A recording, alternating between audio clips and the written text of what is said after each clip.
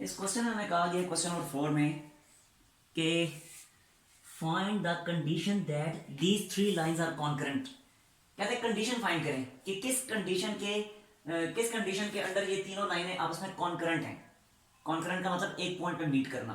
जैसे ये three lines में ड्रॉ करता हूँ, ये और ये तीनों की तीनों लाइनें कॉन्करेंट हैं और जिस पॉइंट पे मीट कर रही है वो कहलाता है पॉइंट ऑफ कंकरेंसी।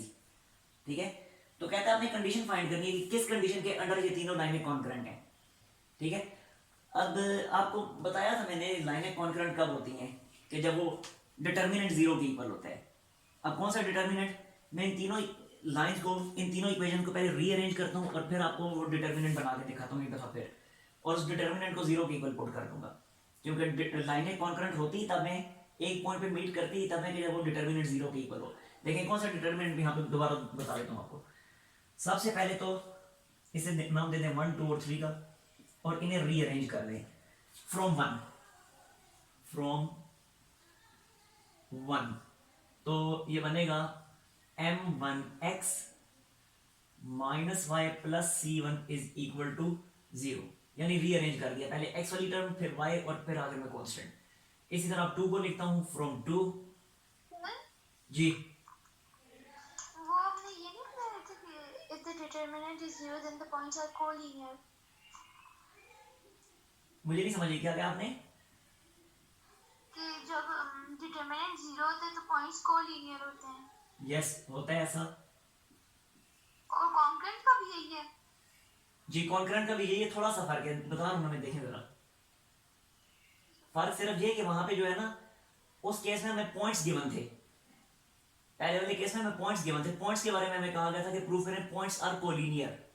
अब पॉइंट्स नहीं, अब लाइंस हैं, ये तीनों लाइंस की इक्वेशंस है ना। अब हमें कहा गया prove that these lines are equal, तो सेम वैसे ही डिटर्मिनेंट यहां भी बनेगा।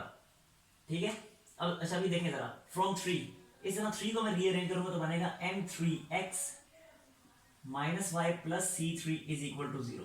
अब ये जो नई लाइंस बनी है इन्हें नाम देते हैं 4 5 और 6 का।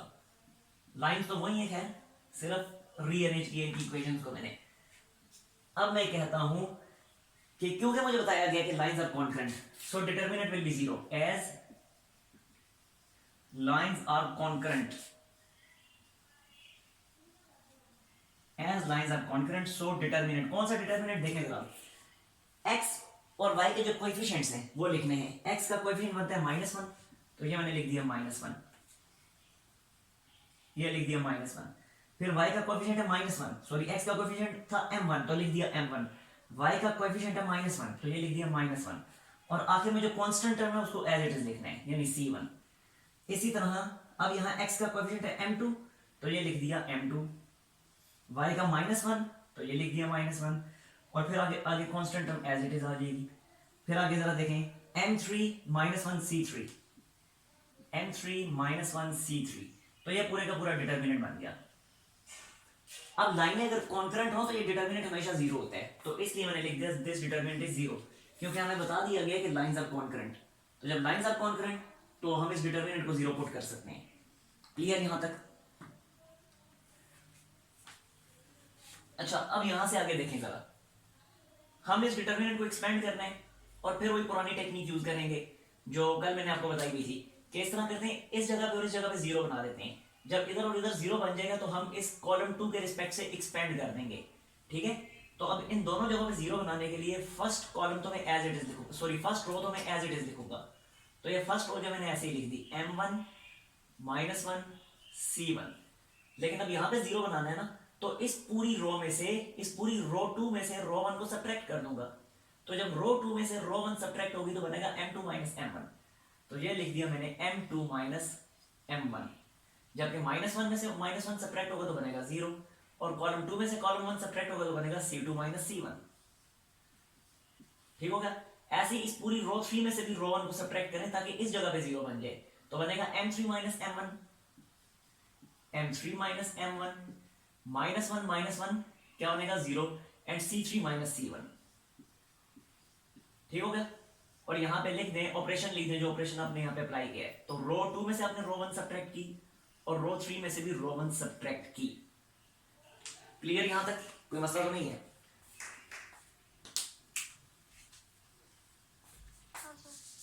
अच्छा मजीद देखें, अब हमने इन दो पोजीशन पे जीरो बना दिया ना, तो अब कॉलम 2 के रिस्पेक्ट से एक्सपेंड कर दें। यहां पे लिख दें expanding with respect to column 2,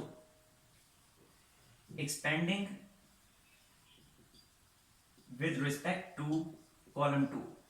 तो कॉलम 2 के रिस्पेक्ट से जब एक्सपेंड करेंगे तो ये बात आपको पता है, आपने फर्स्ट ईयर की मैथ में सीखी थी कि जब इस वाले के रिस्पेक्ट से एक्सपेंड करें तो इसका साइन एज इट इज रहता है, फिर जब इसके रिस्पेक्ट से एक्सपेंशन होती है सेकंड एलिमेंट के रिस्पेक्ट से, फर्स्ट रो के सेकंड एलिमेंट के रिस्पेक्ट से जब एक्सपेंशन होती है तो इसका साइन चेंज कर दिया जाता है, या दूसरे अल्फाज में इसके साथ माइनस साइन लगाया जाता है।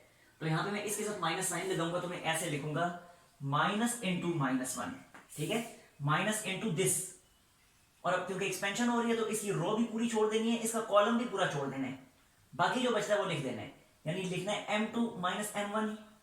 तो ये लिख दिया मैंने m2 माइनस m1, फिर m3 माइनस m1, ठीक है, फिर c2 माइनस c1, और फिर है c3 माइनस c1,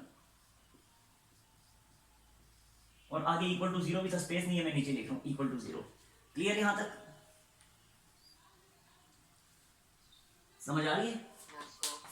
अब सिंपली देखिए, ये -1 माइनस माइनस मिलके प्लस हो जाएगा तो ये बनेगा +1, और ये मल्टीप्लाई हो जाएंगे क्योंकि डिटरमिनेंट एक्सपेंड हो रहा है तो ये मल्टीप्लाई हो जाएंगे, m2 minus m1 multiply c3 minus c1।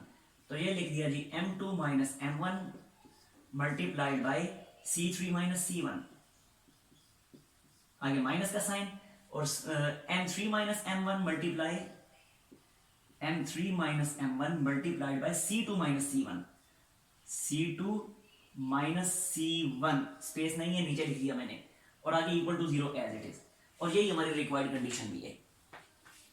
Clear? कोई मसला इसमें? जल्दी से स्क्रीनशॉट लें, मीटिंग एंड हो रही है, फिर मैं नई मीटिंग का लिंक सेंड कर दूंगा, लेकिन पहले स्क्रीनशॉट ले लें इसका।